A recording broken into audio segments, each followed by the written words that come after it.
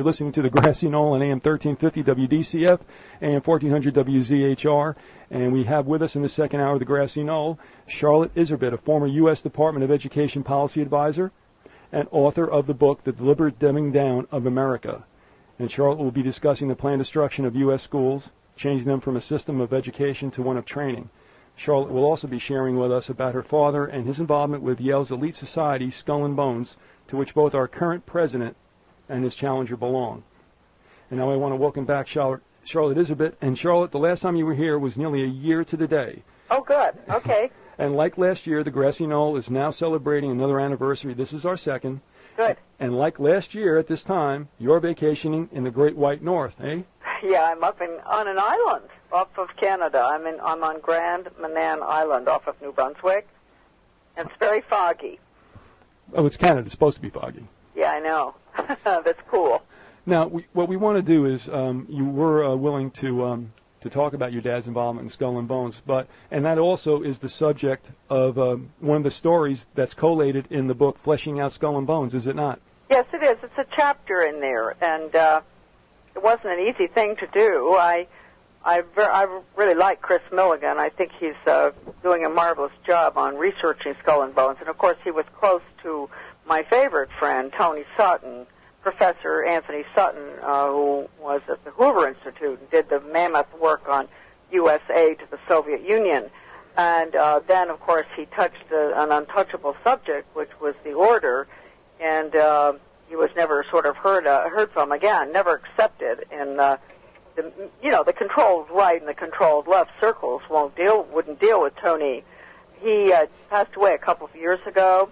I met Chris through Tony. Chris Milligan. Madigan, yeah.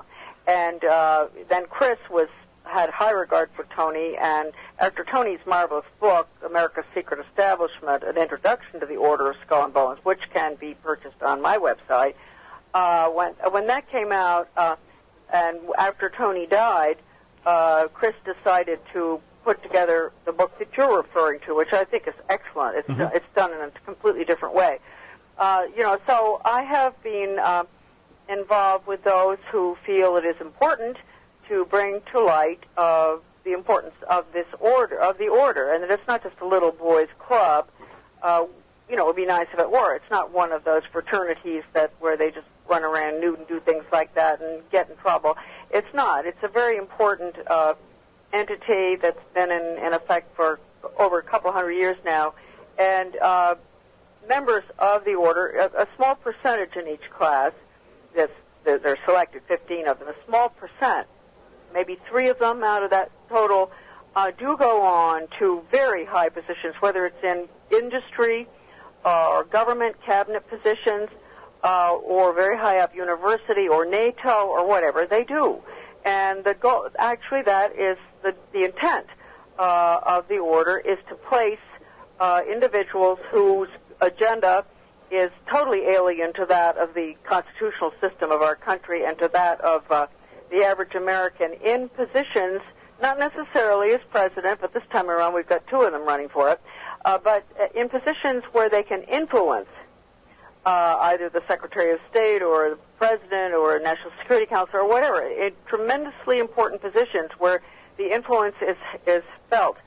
So Americans have got to understand that this is the case, and my father and grandfather were members of the order. That's not to say that either of them did end up in very important positions like this. My grandfather perhaps, certainly much more so. My father, not at all.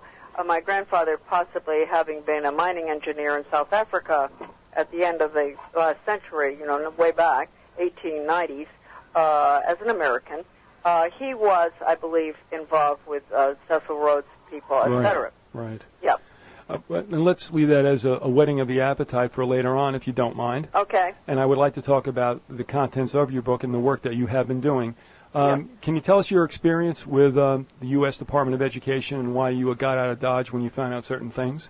Well, actually, when I have to go a little bit further. When Sure. I came back from overseas, I was in the Foreign Service for 18 years, and I married a European, and I always, had gung-ho American. I was a just very, very patriotic American, and I I loved the Constitution, everything we stood for, and I lived in countries that didn't have any of this. And I was shocked when I came back after 18 years, married to a European, 2 young boys, went into the local school system in the early 70s. And our school system, people often think that all of this restructuring is new. No, not at all. I mean, it even goes back further than the early 70s. It goes back to the 50s, the 60s, especially the retraining of teachers. Are you there? Absolutely. Okay, good. And my school district in Maine, they always choose places like Maine or Kentucky, et cetera, where we used to have a very conservative electorate. We don't anymore, but they choose states where if they can get a radical agenda in, like chucking academics and putting all the values clarification in, folks, that means values destruction, survival games where children decide who's going to live, who's going to die, that sort of thing. If they can get rid of academics and put that sort of mushy, values-changing curriculum into the state of Maine, they figure they're not going to have any problem in Massachusetts or California, right? Mm-hmm. And that's how they operate. So I moved into a district where not all of Maine was that way, but this one particular district had a highly trained change agent, and I'll go into that later, out of Harvard, who'd been brought in by individuals in Camden, Maine, high up the elite, to change our education system from academics to values, behavior modification, global education. And I just, I was really naive. I was so shocked that I asked questions. And I was hauled up the flagpole as a censor. I said, why aren't we teaching grammar anymore? Why are the children sitting on the floor? Why are the teachers being taught to take the children through the town and have the little kids identifying, first graders, right? Big houses and small houses, and what do you think they eat in the big house? Or I thought, what is that's class warfare, right? Absolutely. And I asked questions, and I got in a lot of trouble, and then a retired teacher, marvelous woman, she'd taught all over the world. She called me one day and she said, I want to pay for you to go for some training to become a change agent. You're going to find out what's going on, what your superintendent is all about when you go through the very training yourself. And I said, well, I can't afford that. How much is it? She said, $100. That's a lot back then. And she said, I'm going to pay for you to go because she said, you are right on target. You see things that nobody else sees because you've been out of the country. And you see the difference between 1970 and 1950. And I went. And I was taught at that training by a federally funded change agent who used a federally funded textbook, Innovations in Education, a Change Agent's Guide by Ronald Havelock. And it was out of the University of Michigan, the textbook, Ann Arbor. And that particular funding came right out of the office that I would be going into 8 years later as a senior policy advisor. And I found that they were still funding it under Ronald Reagan. But anyway, the training was so shocking to me. That's when I decided, people often say, Charlotte, how come you've hung in for 30 years? Why? I mean, nobody would ever spend that much of their life trying to bring this to light to the American people. The fact that this has been a deliberate creation of moral and academic chaos in order to get the American people to accept world government, right? Because if they don't know what form of government they have and they don't have any morals and values, they won't care, huh? Right. So I went to the training and I was taught, and these other very nice teachers and administrators who were there with me, because most of the good people, most people who go into education are basically good people. And they were there and they were being trained and they didn't resist like I did. We were trained how to identify the resistors in our communities. And, of course, I was a resistor. So I was, in effect, being trained to identify myself as a resistor. And we were trained to go to those people and to tell them, oh, yes, we understand your concerns, Mrs. Jones, and you have some very good points. Why don't you join our task force, get ownership, huh? Get them in, suck them in, try to get them on your side. If you can't, you can't. But, and then we were trained to go to the very important members of the community, very good Americans who have really felt they were doing the right thing, Rotary, Chamber of Commerce, Garden Club, go to these people and say, we really have a problem in this community, which usually they didn't. with children getting pregnant and all. They would go into the communities that had the least problems, interestingly enough, say with sex problems, etc., and they would convince these Rotarians and Garden Club people and all that they had to have a program in sex education, which later on I found out through all of the official documents I got my hands on were intended to make the children more permissive. I found all this out. So anyway, that was such a shock to me that I was really unable to attend the next session, which was the next Saturday. My husband was upset with me. He said, "You have to go back."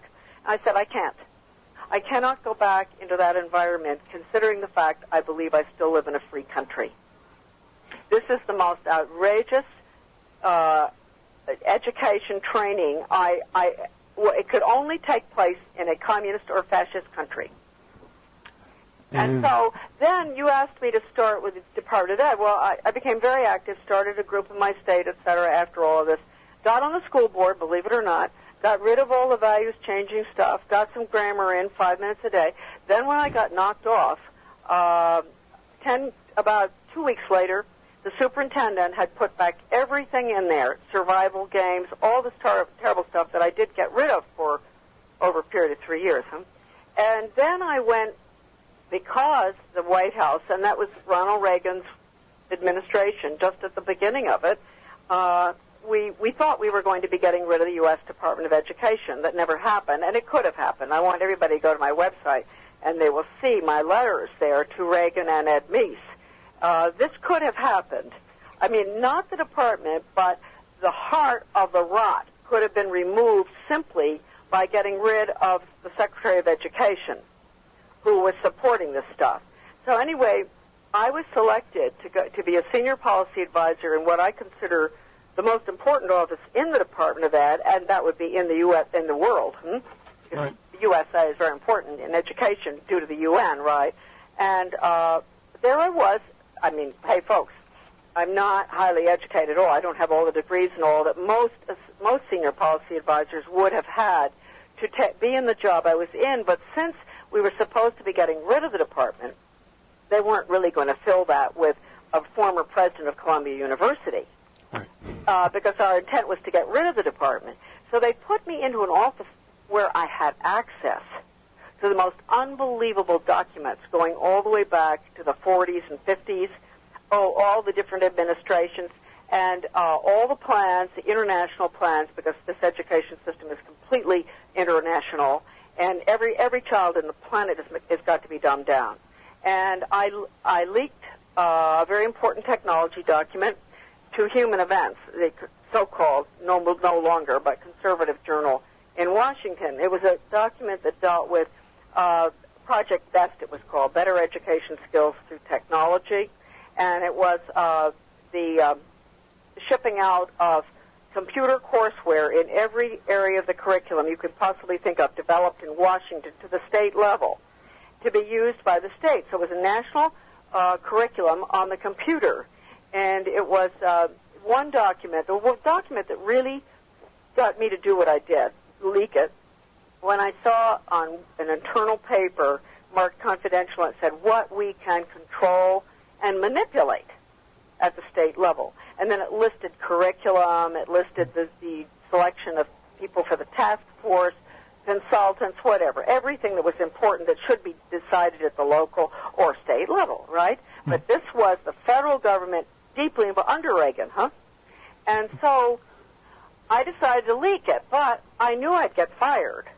So before I leaked it, I got out all of the grants and contracts going all over the world, all the proof, like the Lansing, Michigan contract, where they were using little children to experiment on changing their values with pre and post testing. I had that contract. I had everything. That's just to give you an example of a domestic one, national, that I had. I had hundreds of documents. And the interesting thing is that I got into that position in my office. I was senior policy advisor, but my boss, who was a phony conservative, right, political appointee, he was suspicious of what I was doing in his office down at 400 Maryland Avenue.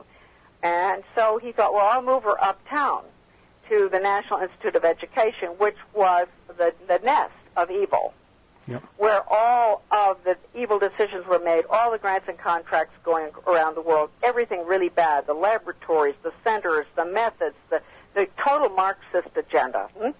And what a mistake. He sent me up there to work on the Waste, Fraud, and Abuse Project. So, cut and dried. He thought I wouldn't get in any trouble. Well, I went up there, and to give credit to the career people, because there were quite a few career people who helped me out, because they were good people, when I got into these grants and contracts, they were all on these big computer, heavy, round things, belts. Right. And I started looking at them, and the one particular one I told you about from Lansing, Michigan, where we were changing the little first graders' attitudes and values towards religion, the government, everything under the sun, and then pre- and post-testing them.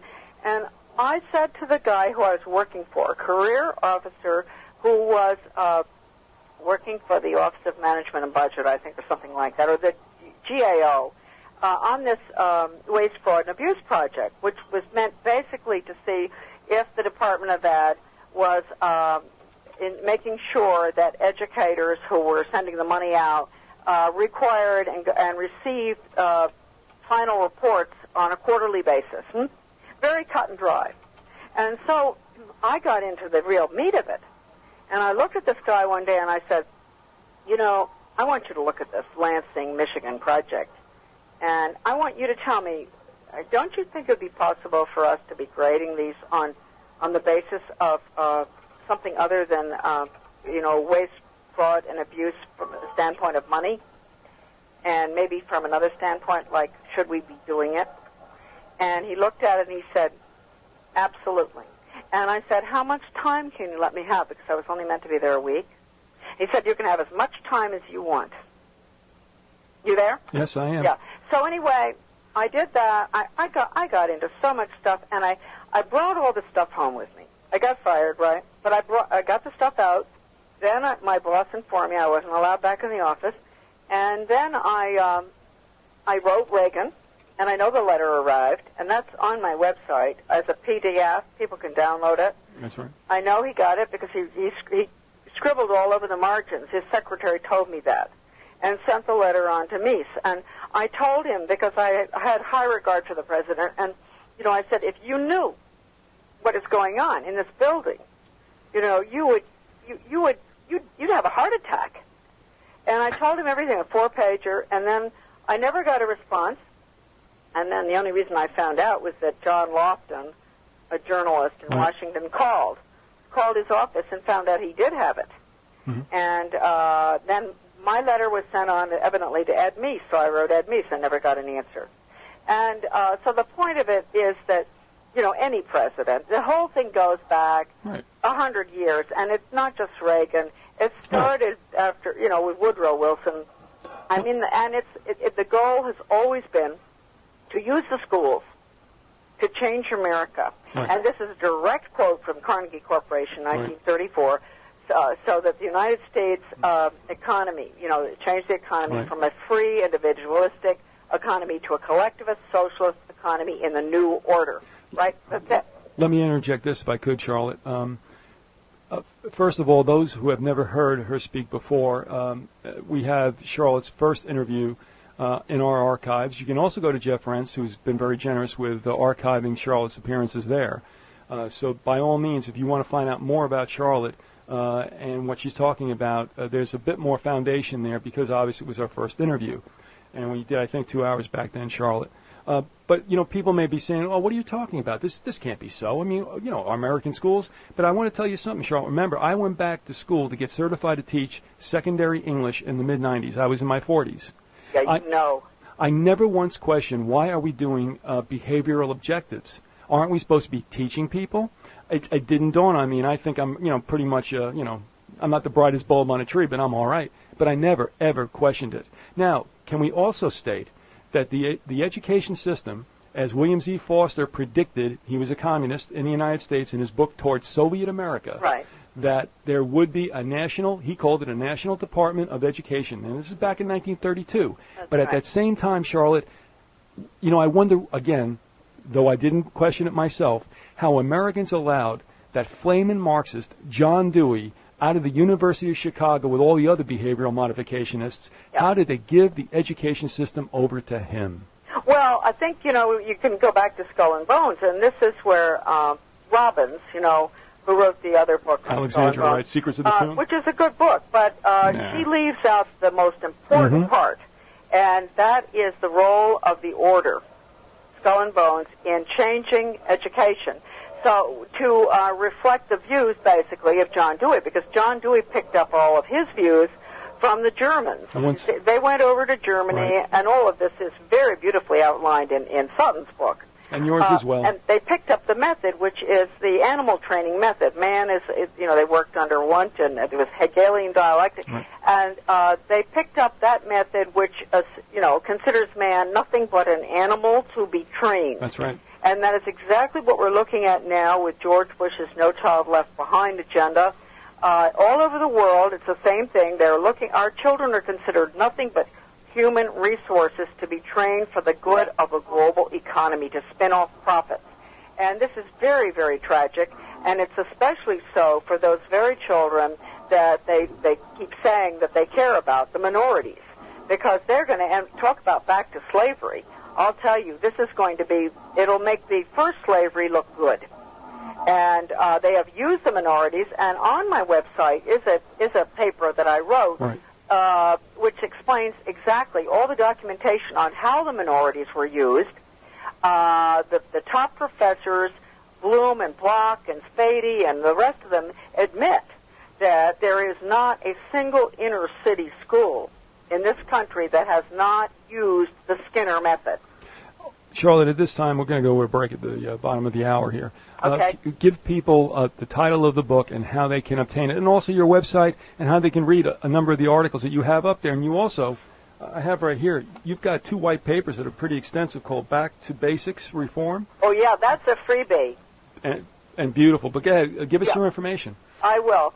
My website is deliberatedumbingdown.com, and my telephone number, I'm not at home now, but I will be next week, is 207-442-0543.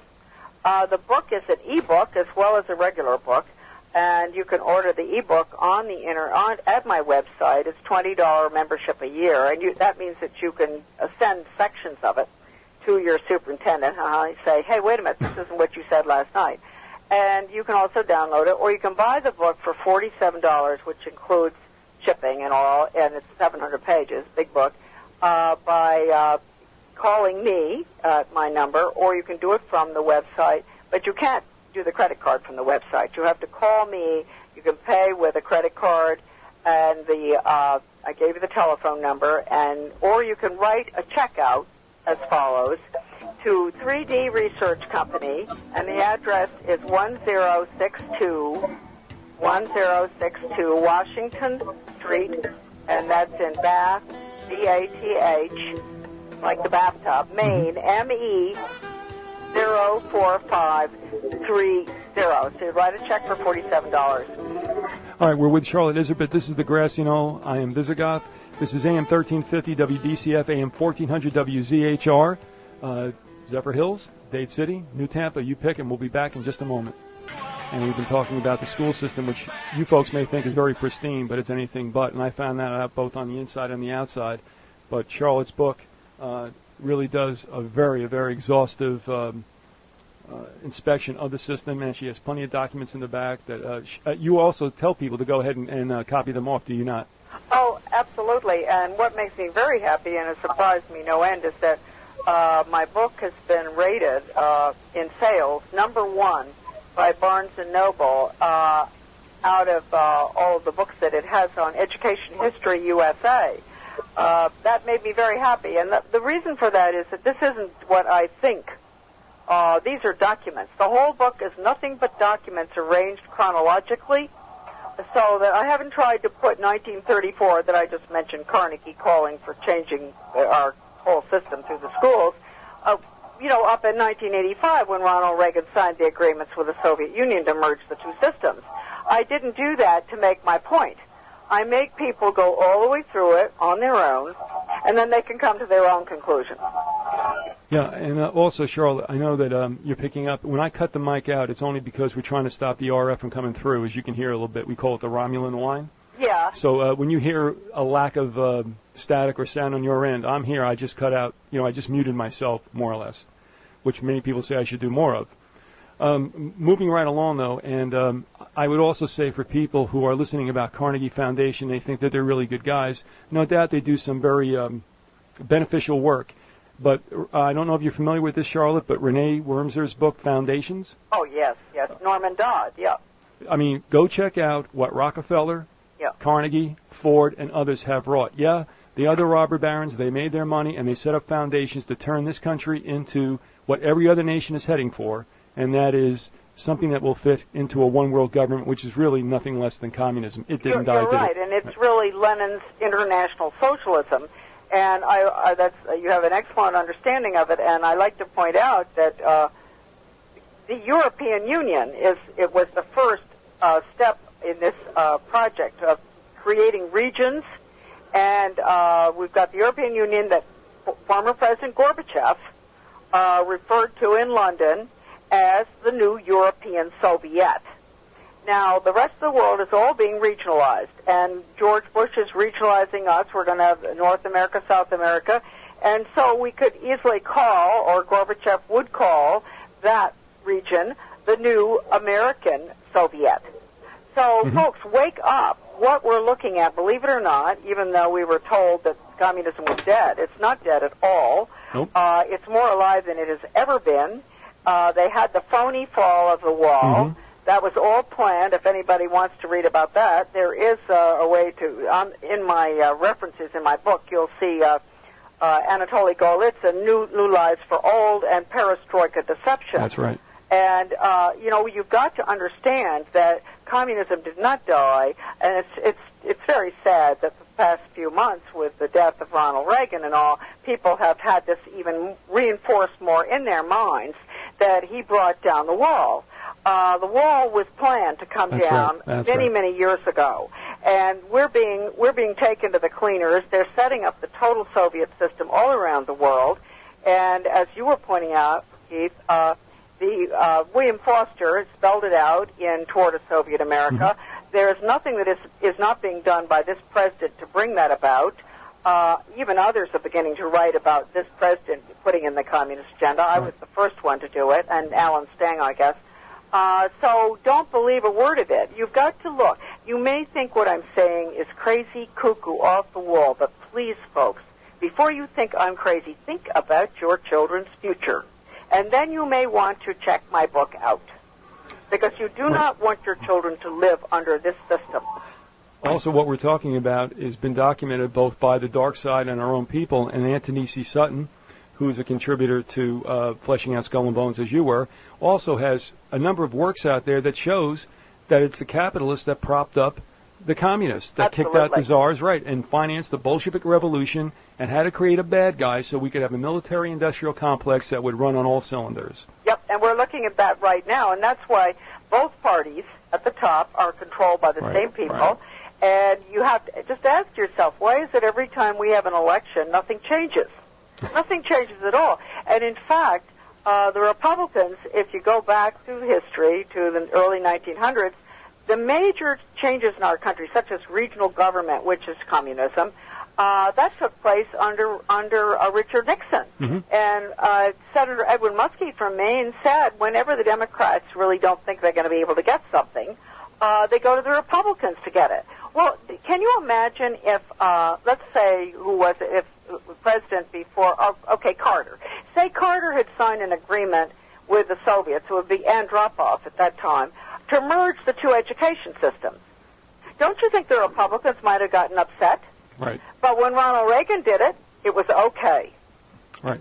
Well, you know what happens is one party excoriates what the other party does when they're in power, and then when they get in power, they actually support what they were, castigating. So everybody's caught in this Republican, Democrat, lefty, righty paradigm, and they don't have their eyes on the ball, which is globalism and corporate fascism. That's right, absolutely. And the other thing I think is important to point out, when you notice how the media covers the presidential election, that's all they talk about. And if you look at the Congress, this is what's really very serious right now.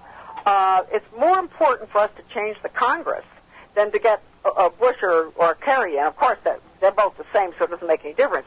But the Congress is interesting. The New American, this latest issue, did their voting records. Mm-hmm. And it showed that Bernie Sanders from Vermont, who is the only congressman who admits he's a socialist, right? Bernie Sanders had a higher voting record than something like 54% of the Republicans. Did you hear what I said? Yeah, go figure. Now, what's happened? You think folks out there, you think the Republicans are conservative? Now, I just told you that the only representative we've got who admits to being a socialist has got a more conservative voting record than Tom DeLay, I think. Mm-hmm. So, look, we have got to figure this one out. We're going down the tube so fast that our minds are unable to deal with it. Right. Now, let me get back to the Skull and Bones, as we promised listeners you would speak to. Also, I want to let you know that Chris Milligan's going to be on for 2 hours on the first Friday in August. I believe that's the 6th. Good. And so, he was pleased to hear that you were on the show, and, of course, I'm sure you're pleased that he's coming here. So, yeah, I am. But let's talk about Skull and Bones. It's a nice little fraternity, just a wild bunch of college guys getting loaded. What about it? Well, I think what I'm going to do is, it's much better to just read from Tony's book, the book cover. People get a better idea. There's one quote that I just love, because this guy, E.O. Matheson, was a friend of my father's at Hotchkiss Boys School, and so I know who he was. And he was a real commie. Mm-hmm. And he was Skull and Bones. And so on the cover of Tony Sutton's book, it says, this is Matheson talking to another Skull and Bones type about Matheson's upcoming appearance. This is in the 40s or 50s, I guess. Before the House Committee on Un-American Activities. And Matheson says, quote, now think about this, folks. Think of Kerry and Bush are both this club. Quote, as long as we have somebody from Bones who can bring pressure on the committee, I should think we'd be all right. Now, doesn't that tell you something about the importance of the order? And we have two individuals, both from the order, running against each other? Doesn't get any better than that. Doesn't, no. So then it goes on to say, for those who don't know the history of it, for over 170 years they have met in secret. From out of their initiates come presidents, senators, judges, cabinet secretaries, and plenty of spooks. We think about the spooks. Look what they did to us 9/11, huh? Mm-hmm. They are titans of finance and industry, and they have just recently installed a third Skull and Bones president of the United States. So that would have been George Bush Sr., right? Mm-hmm. George W. Bush's secret name is temporary. His father, George H.W. Bush's Bones name is Magog. And his grandfather, Prescott Sheldon Bush, stole for the order one of their prized possessions, Geronimo's skull. But the Order of Skull and Bones secrets have always been safe with a press of which much they owned and began. Time, Life, Fortune's Henry Luce, Newsweek's E. Roll and Bunny Harriman, Kells Communications, Alfred Kells, National Review's William Buckley, Atlantic Monthly's R.W. Davenport, among others. If the order is mentioned in the establishment press at all, Bones is defined as just a staid wayside for students. Its glory faded. Now, this book that I have here, and you can go to my website, and I do hope that you will order the book from I'd like you to order my book too. There's a lot of good stuff on my website, which I hope those who are penniless at the moment will go and just have fun and be educated, because there is a very important freebie book there that I wrote in 1985 that was boycotted by the conservatives that I finally put up there free for everybody. That gives you the background of when I was in the department, Back to Basics Reform.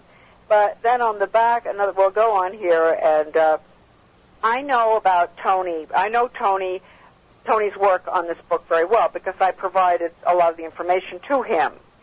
Not the bulk of it, but the names, the memberships, okay?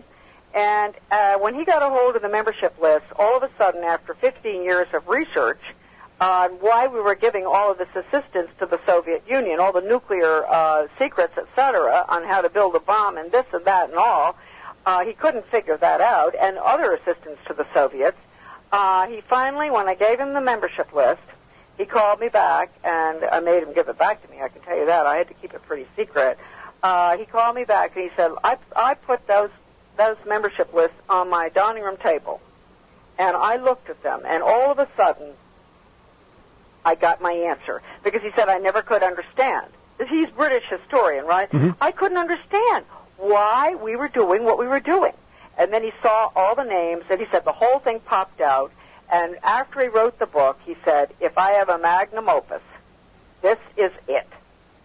That's Anthony C. Sutton, educated University of London, Gottingen, in California.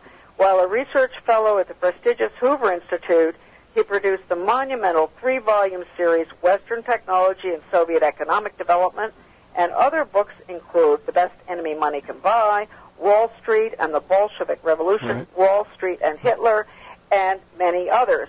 So I urge people to spread the word that it's, it would be bad enough we just had one. It's bad enough we've got one in the White House right now. But we've got two running against each other. What kind of a choice is that? I also would like to let listeners know that The Best Enemy Money Can Buy, Wall Street and the Bolshevik Revolution, and Wall Street and the Rise of Hitler are online. You can read them online. I smoke them on a CD. I have it forever. And that's great. Yeah, I found it on reformed-theology.org. Do a Google search, whatever, and it will come up, and folks, read it because this guy had it together. Did he not, Charlotte? Oh, yes, he did.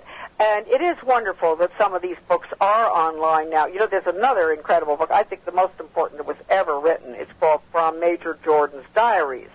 And I don't know if Sutton had ever even seen that, but that is also online.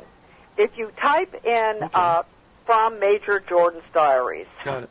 And into Google, and I think that Edward Griffin's website will pop up. Okay. And that book which was written in the early 50s, about how we gave all of the information on the atom bomb to the Russians before the end of the war, how he found the stuff in the suitcase, Major Jordan, right, being shipped under Lend-Lease. That is all available on the web as well. People are not going to take it well when they hear it for the first time. But the thing is if you don't like it, go check it out. And if we're wrong, fine. But we're not. And that's what happened. Don't you wish we were? You believe, Charlotte, let me tell you, I tell people time and time again. I mean, I heard Alex Jones out here in Podunk, Florida, because, you won't hear him in major cities. Yep. I thought he was apoplectic. What, are you kidding me? I know. But I checked it out. And, I do know from my life. I mean, I'm 53. I've gone through the 70s. I've gone through the wars, all that. Right. You hear stuff, things go bump in the night. And, Charlotte, I checked it out, and I looked at my wife, and I said, I have not, I'm not enjoying the conclusion. They're going to shoot the messenger. And it's not much fun. I've had 30 years of being shot at. But I still think in terms, I just watched the marvelous, film, what's his name, about the Soviet Union, that great film with Julie Christie and all. And Dr. Zhivago. Dr. Zhivago. I watched it this afternoon, and boy, it was unbelievable. There's one thing that really popped out when her daughter was going to school, Julie Christie's daughter, and the daughter says, oh, well, we're doing math and this and that, and it's civics math. And I thought, well, that's just like the civics that George Bush is putting in now, or the politically correct civics where they don't even mention the constitutional. Well, went on and she said they showed a picture of the book that she was studying from. This is during the Russian Revolution. Right. And it had a picture of the Tsar, a horrible picture of him, and she asked her, and then I guess, what's his name? Zhivago said, well, why such a horrible picture? And she said, because he's such a horrible man. And this was called civics math, which is exactly what George Bush is putting in now. The civics curriculum is absolutely horrendous. But and it's mandated. Well, we also agree, though, because, I mean, on this show, we were anti-Republican, we're anti-Democrat. I mean, it doesn't make a difference who's sitting in the awful office. They are handled. So Bush does his part, Clinton did his part. Right. It's a continuum that may have gone back as far as Lincoln, really. And when you see assassinations factor into our presidents, I tell you what, I got to think that they knew what the script was, and when they deviated, they paid with their lives. And that's another whole issue, but... Yeah. Don't you think, Charlotte, we look at other nations and think they're so barbaric, and we don't really look at how assassination has played a part in our politics. Well, it's true, and how barbaric can we be when we look at Iraq? Oof. Oof. The number of children. I know. And the number of absolutely innocent civilians that we have killed. For what? I mean, this is a president that ostensibly is a Christian conservative? Let me say it, not you. Excuse me. I'm sorry, but evangelicals, you're going to call me judgmental, but I think I have a right to discern. And the thing is, you cannot be a member of an occult society like Skull and Bones, which goes back to the Germanic occult societies, perhaps the Thule Society, to which Hitler belonged, and have a leg in that and have a leg in an evangelical church. It is a mind-op. It is a brainwash. The man is not a Christian. His father was a thief, and his grandfather was a thief. I know. Well, why are these evangelical Christians going along with him? It's almost it's sick. It's diabolical. It's totally diabolical that they have allowed themselves to be trapped. Yes, but into this. Two things, Charlotte. One, it may be. I'm not hard to the wall on this, but we've all heard about the false prophet in eschatology, and I don't believe it necessarily has to be a human being. I think the false prophet is mass communications, and Christians are sitting there like everyone else and drooling in front of the set. And the televangelists, I will also say, are out to lunch. I never trusted them, and I don't now. Well, me neither. They don't like me, and that is always a good. I've been around 30 years. That's a good reverse barometer, yes. I can tell an awful lot now about what they're about. The ones that don't like me, which is like just about all of them. It's a badge of courage, yeah. They won't have anything to do with me. Outstanding. Yeah. The wolves in sheep's clothing. They are. I mean, that's what they are. And the second thing is also, Christians, and somebody pointed this out to me the other day, the evangelicals think they're not of the world. They believe, you can be in the world, but you can't be of it. But you are of it, because the thing is, you've gotten so hooked in to man's government. I'm only saying this, and I'm saying this for myself, and that is when you issue divine law, that's right, then you take on human law, and human law can only become corrupt, and ours has. So, the early tribe of Israel wanted judges, and they wanted kings, and they wouldn't follow the Old Testament. And so going on, we have ourselves now here, trusting in politicians, and Christians have no right in doing it. Plus, you're in 501(c) churches. You are hooked into the state with your tax exemption, and time will come, and we do not agree, that two things have to happen, Charlotte. One, nation-states must be dissolved so we can go into the one-world government, and the next thing they'll do is go after religion, and Christians will be considered terrorists because they will not bow to an all-encompassing, entity. Well, that's right. It's happening right now in Iraq, where with the Christian segment there, and there were quite a few Christians, and they are being persecuted, and we're allowing that to happen. And our Christians here who take the money, and even through matters, school choice projects, things like that, Christians think they can take the money. Americans think they can take money for vouchers and things. Little do they know that that's against the law. If they went into the federal law, they will find, I don't know why the Supreme Court didn't find this, that under the ESEA, it says that any school, any entity that takes money from the federal government will have to conform its hiring practices, its curriculum, everything to the federal government's testing, et cetera, et cetera. So don't go near school choice proposals or vouchers or charter schools. I have to get that in right now. And you can homeschool all you want, but don't go for William Bennett's Virtual Academy, which is a charter school, which is federally funded, because you will have to administer the national test, which is required by No Child Left Behind, which is 60% politically correct. That's correct. 60% politically correct. So not education, but correctness. Be very, very careful, folks, who do not like the public schools, and they have good reason not to. But if you're going to pull out, you better be very careful about where you put your children. Because if you put them into a private school that is being funded with federal money, vouchers, tuition, tax credits, or if you have them in a charter school, which is a public school, or if as a homeschooler you use a curriculum which is a charter school curriculum like William Bennett's Virtual Academy, you are going to be in a public school, just the way you were when you wanted to get out. Before we make a couple more comments with the time we have left, once again, Charlotte, give them your website, ordering information, and what they can find on your website regarding your articles. Yes, I do want to. My website, which is deliberatedumbingdown.com, and that's DUMBING, deliberatedumbingdown.com. you will find the free book I wrote in 1985. You can download that as a PDF if you want. It's free. And also, click on articles. There you'll see about 20 articles that I have written which deal with just about everything we've been talking about tonight. That'll be very helpful to you if you've missed anything that we've talked about tonight. And you can also order the book or other books, Sutton's book. You can order my book. Or you can go to BarnesandNoble.com, Amazon.com. They've been very helpful to me selling my book.